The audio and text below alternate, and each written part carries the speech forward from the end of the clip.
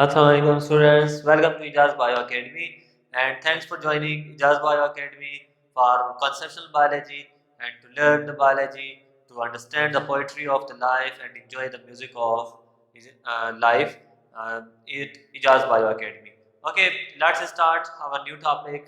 जैसे कि हमने पिछले टॉपिक में हमने देखा कि होम्योस्टैसिस क्या है, फीडबैक मैकेनिज्म क्या है, क्या क्या रिस्पॉन्सेज हो सकते हैं और इसके अलावा किडनी का स्ट्रक्चर भी मैंने आप लोगों के साथ शेयर किया। किडनी के साथ साथ यूरिनरी सिस्टम का भी जो है वो सिस्टम जो है उसको भी मैंने लेक्चर आपके साथ शेयर किया है, उसको भी समझे, आप लोग समझे। इसके अलावा हमने ये बात भी की थी कि कौन से जो है वो वेस्ट प्रोडक्ट होते हैं जो कि एलिमिनेट होना उनका ज़रूरी होता है, नाइट्रोजनस वेस्ट होते हैं उनकी एक्सक्रीशन ज़रूरी होती है और वो किस किस बायोलॉजिकल मॉलिक्यूल के मेटाबॉलिज्म से बनते हैं। अगर किसी से ये सारे लेक्चर मिस हुए हैं तो नीचे दिए गए डिस्क्रिप्शन में लिंक है, तो उस पर क्लिक करें, उन लेक्चर्स को समझें। और फिर आज का जो हमारा टॉपिक है जो कि है लिवर पे, लिवर को हमने लेना है एज अ होम्योस्टैटिक ऑर्गन या homeostatic function of the liver. ठीक है, तो लिवर को हम देखते हैं। लिवर में जो होम्योस्टैटिक फंक्शन है, एक्सक्रीशन में ये हेल्प आउट करता है। किस तरह हेल्प आउट करता है? एक्सक्रीटरी सिस्टम का पार्ट तो नहीं है, लेकिन ये एक्सक्रीशन में हेल्प आउट ऐसे करता है कि ये मेटाबॉलिक वेस्ट को जनरेट करता है, जो कि हम कह रहे थे यूरिया जनरेट होती है। तो यूरिया कैसे जनरेट होती है? ये लिवर में जनरेट होती है जब अमोनिया, ठीक है, अमोनिया और कार्बन डाइऑक्साइड जो है वो एक प्रिकर्सर, यूरिया के एक प्रिकर्सर जिसका नाम है ऑर्निथीन, ऑर्निथीन के साथ क्या हो जाते हैं? ऐड हो जाते हैं। किसके साथ? ऑर्निथीन के साथ। ऑर्निथीन के ऑर्निथीन के साथ जब ये ऐड होते हैं तो ये ऑर्निथीन के साथ ऐड होके ये क्या बना देते हैं? ये बना देते हैं सिट्रोलीन बनाते हैं। अमोनिया और कार्बन डाइऑक्साइड जब आपस में मिलेंगे तो ये एक प्रोडक्ट बनाएंगे जिसका नाम है सिट्रोलीन। क्या बनाएंगे? ये सिट्रोलीन बनाएंगे। अब सिट्रोलीन में बेसिकली क्या होता है? सिट्रोलीन में ये होता है कि इसमें अगेन क्या होगा? इसमें अगेन एक अमोनिया ऐड होगा। जब अमोनिया ऐड होता है तो अमोनिया के ऐड होने से ये जो सिट्रोलिन है ये किस में कन्वर्ट हो जाएगी? ये कन्वर्ट हो जाती है आर्जिनोसक्सिनेट में कन्वर्ट हो जाती है। किस में कन्वर्ट हो जाती है? आर्जिनोसक्सिनेट में, आर्जिनोसक्सिनेट में कन्वर्ट होती है। चले, आर्जिनोसक्सिनेट में कन्वर्ट होने के बाद इसमें फर्दर जो है वो रिएक्शंस होते हैं और आर्जिनोसक्सिनेट किस में कन्वर्ट होती है? ये कन्वर्ट हो जाती है फर्दर आर्जिनिन में। किस में कन्वर्ट होगी? आर्जिनिन में कन्वर्ट हो जाती है। अच्छा, आर्जिनिन में कन्वर्जन के बाद यहाँ पे एक एंजाइम आता है आर्जिनेज। आर्जिनेज एंजाइम यहाँ पे एक्ट करेगा, ठीक है, आर्जिनेज। और ये जो आर्जिनेज एंजाइम है, ये आर्जिनेज एंजाइम इस आर्जिनिन से यूरिया को क्या कर देता है? वो सेपरेट कर देता है। तो यहाँ से यूरिया जो है वो as a waste product separate हो जाती है और जो आर्जिनेज है या आर्जिनिन है, आर्जिनिन दोबारा से किस में कन्वर्ट हो जाती है? दोबारा से अपने प्रिकर्सर ऑर्निथिन में कन्वर्ट हो जाती है। तो इस तरह से ये जो साइकिल है जो कि लिवर के अंदर कंप्लीट होता है, जिसमें बेसिकली यूरिया जो है वो प्रोड्यूस होता है ये साइक्लिक मैकेनिज्म में, और ये चलता रहता है। ठीक है, तो ये लिवर का जो है यूरिया फॉर्मेशन का ये साइकिल है और यूरिया को फिर बाद में भेज दिया जाता है किडनी में ताकि वो फिल्टर हो जाए। फिल्टर होने के बाद उसको एलिमिनेट किया जाता है। इसके अलावा लिवर का होम्योस्टैटिक फंक्शन में कुछ देखते हैं। लिवर जो है वो सिंथेसिस, ये क्या करता है? ये सिंथेसिस में बहुत बड़ा रोल प्ले करता है। ठीक है, होम्योस्टैटिक फंक्शन के अलावा भी इसमें बहुत सारे फंक्शन होते हैं। जिस तरह आप देखें सिंथेसिस का फंक्शन है, सिंथेसिस में जिस तरह हमने कहा कि एक्सक्रीटरी सिस्टम के हवाले से ये क्या करेगा? ये बनाता है नाइट्रोजनस वेस्ट बनाता है। क्या बनाएगा? Nitrogenous waste. तो नाइट्रोजनस वेस्ट कौन कौन से होते हैं? नाइट्रोजनस वेस्ट, ठीक है, नाइट्रोजनस वेस्ट प्रोड्यूस करेगा। नाइट्रोजनस वेस्ट हमें पता है कि कौन कौन से होंगे। नंबर एक अमोनिया, ठीक है, नंबर दो इसमें आएगा यूरिक एसिड, यूरिक एसिड भी इसी में बनेगा, और इसके अलावा बनता है यूरिया। क्या बनेगा? यूरिया। तो ये सिंथेटिक इसके क्या हो गए? फंक्शन हो गए। इसके अलावा नाइट्रोजनस बेस के अलावा सिंथेसिस में जो फंक्शन आता है लीवर का, वो किस चीज का आता है? ये प्लाज्मा प्रोटीन बनाता है। क्या बनाता है? Plasma proteins. अच्छा जी, प्लाज्मा प्रोटीन्स कौन कौन से बनाता है?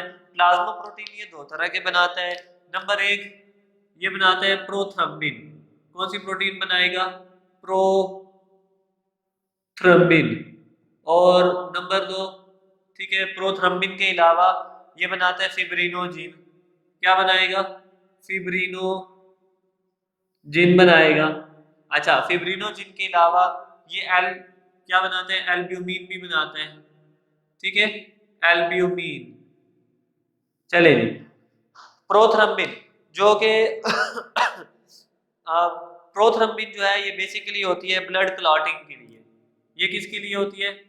ये यूज होती है ब्लड क्लॉटिंग के लिए।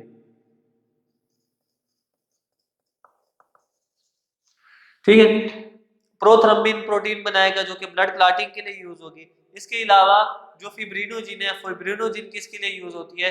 ये ऑस्मोटिक प्रेशर को मेंटेन करती है, ये ऑस्मोटिक बैलेंस के लिए होती है। ये किसके लिए होती है? ये osmotic balance of the blood जो है मेंटेन करती है। ठीक है, ऑस्मोटिक बैलेंस, ये ऑस्मोटिक बैलेंस को मेंटेन करती है। फिर एल्ब्यूमिन है, जैसे कि एल्ब्यूमिन आपको पता है कि ये क्या करती है? ब्लड प्रेशर के मेंटेन करने के लिए प्रोटीन होती है। ये किसको मेंटेन करती है? ब्लड प्रेशर मेंटेनेंस के लिए होती है, मेंटेनेंस। चले, ये हो गया सिंथेटिक रोल। सिंथेटिक रोल में एक और भी आएगा प्लाज्मा प्रोटीन के अलावा, इसमें रोल आता है लिपिड। ठीक है, लिपिड बायोसिंथेसिस होता है, तो लिपिड का रोल होता है। लिपिड्स में कौन कौन से होते हैं? लिपिड्स में अगर हम देखें तो इसमें होते हैं ऑयल्स, ऑयल्स भी बनाएगा। ठीक है, इसके अलावा फॉस्फोलिपिड्स भी बनाता है। ठीक है, और फास्फोलिपिड्स के अलावा इसमें बनते हैं लिपोप्रोटीन भी बनती हैं।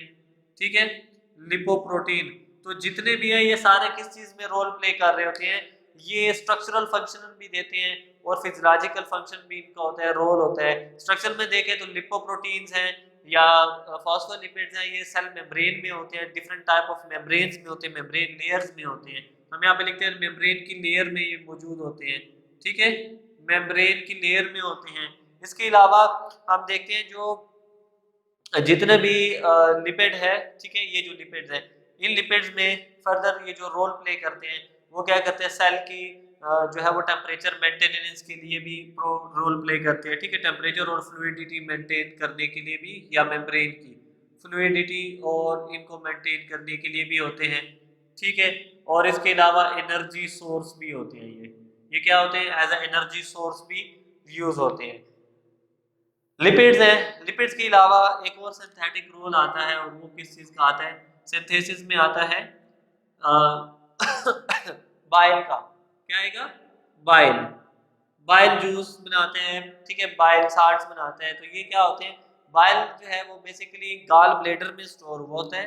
ठीक है, और लिपिड इमल्सिफिकेशन, लिपिड के मेटाबॉलिज्म के लिए होता है। ठीक है, गाल ब्लेडर में ये स्टोर होगा, और गाल ब्लेडर में ये स्टोर होने के बाद इसका रोल क्या होगा कि ये लिपिड की कैटाबॉलिज्म करता है। लिपिड, जिसको हम लिपिड इमल्सिफिकेशन कहते हैं। क्या कहते हैं? Lipid emulsification, lipid emulsification. ठीक है, चले जी, बाइल का हो गया। ये हो गया सिंथेटिक रोल। सिंथेटिक रोल के बाद हम इसको देख लेते हैं, इसका स्टोरेज रोल भी होता है। नंबर 2 इसका क्या होगा? इसमें ये स्टोरेज रोल भी प्ले करता है। स्टोर करता है, किस चीज को स्टोर करता है? ये स्टोर करता है डिफरेंट टाइप ऑफ प्रोडक्ट्स को। लाइक हम देखें इसमें आयरन को ये स्टोर करेगा। ठीक है, आयरन को स्टोर करता है जो कि ऑक्सीजनेशन में काम आता है। किस चीज में काम आता है? ऑक्सीजनेशन के लिए काम आता है। इसके लिए, इसके अलावा ये ग्लाइकोजिन को या ग्लूकोज को in the form of glycogen को ये स्टोर करता है। तो ग्लाइकोजिन की स्टोरेज क्या होती है? ये एनर्जी के लिए काम आती है। किसके लिए काम आती है? जब हमें अचानक एनर्जी जरूरत पड़ जाती है तो फिर लिवर से ग्लाइकोजिन ग्लूकोज में कन्वर्ट होती है। ठीक है, अच्छा, इसके अलावा ये वाइटामिन को, डिफरेंट टाइप ऑफ वाइटामिन को भी क्या करता है? स्टोर करता है। तो वाइटामिन कौन कौन से होते हैं? वाइटामिन भी एनर्जी के लिए होते हैं। क्या होते हैं? एनर्जी के लिए होते हैं। और कौन कौन से वाइटामिन होंगे? ए, बी, डी, ई, एंड के। ठीक है, ये सारे विटामिन को क्या करता है, इसको इनकी स्टोरेज करता है। अच्छा, स्टोरेज के अलावा एक और फंक्शन है लीवर का, और वो है कन्वर्जन। वो किसका है, कन्वर्जन।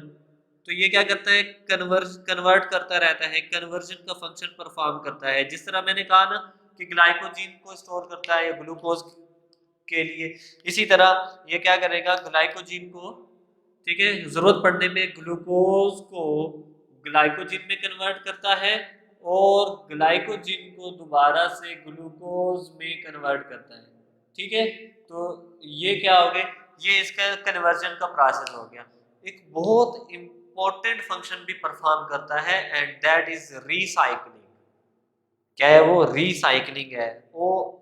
इसको ग्रेवयार्ड, लिवर को हम क्या कहते हैं, graveyard of the red blood cell. इसको हम क्या कहते हैं, graveyard, graveyard of the red blood sales,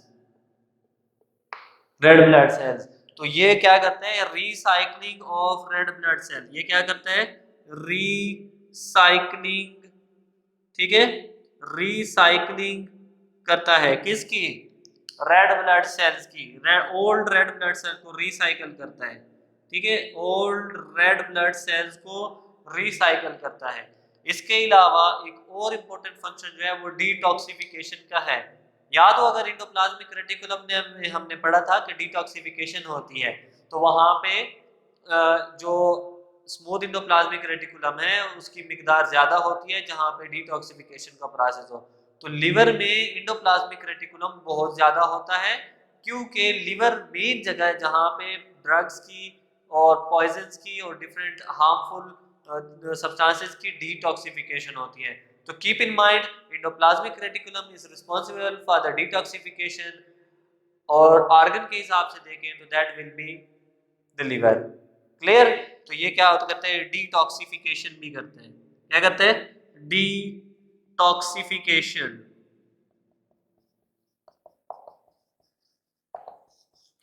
detoxification of drugs,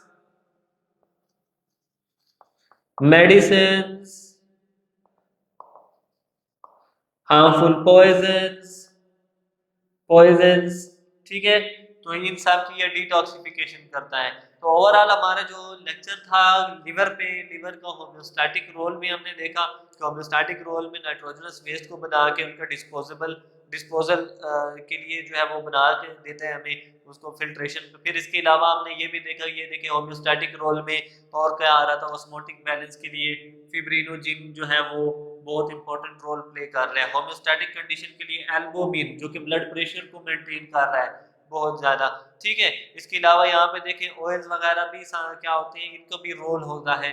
इसके अलावा देखें ये लिपिड इमल्सिफिकेशन, ये भी समहाउ आते हैं होम्योस्टैटिक रोल में आते हैं। Then we have the homeostatic condition for glucose, कि ग्लूकोज में जब मिकदार ज्यादा हो जाती है तो उसको कन्वर्ट कर देते हैं ग्लाइकोजिन में, और ग्लाइकोजिन से वापस उसको अगर कम हो जाती है तो उसको दोबारा से ग्लूकोज में कन्वर्ट करके स्टोर करवाता है। ठीक है, सॉरी स्टोर नहीं, ब्लड में जो है उसको शामिल करता है। ठीक है, तो ये ओवरऑल रोल है लिवर का। होप्स हो कि आप लोगों को क्लियर हुआ होगा कि लिवर कैसे जो है वो होम्योस्टैटिक ऑर्गन बनता है। तो मिलते हैं नेक्स्ट टॉपिक में इंशाल्लाह, जो कि हमारे किडनी के फंक्शंस के ऊपर हम बात करेंगे। किडनी में नेफ्रॉन का स्ट्रक्चर जो पिछले लेक्चर में हमने डिस्कस किया है, तो आगे जो हमारा लेक्चर है वो होगा नेफ्रॉन की फिजियोलॉजी। ठीक है, एनाटॉमी हमने पढ़ी है तो फिजियोलॉजी को भी डिस्कस करेंगे। तो ये आप लोगों ने ज़रूर याद रखना है। और thanks for visiting Ijaz bio academy. Keep in touch with Ijaz bio academy for more lectures. Thank you so much. अल्लाह हाफिज़।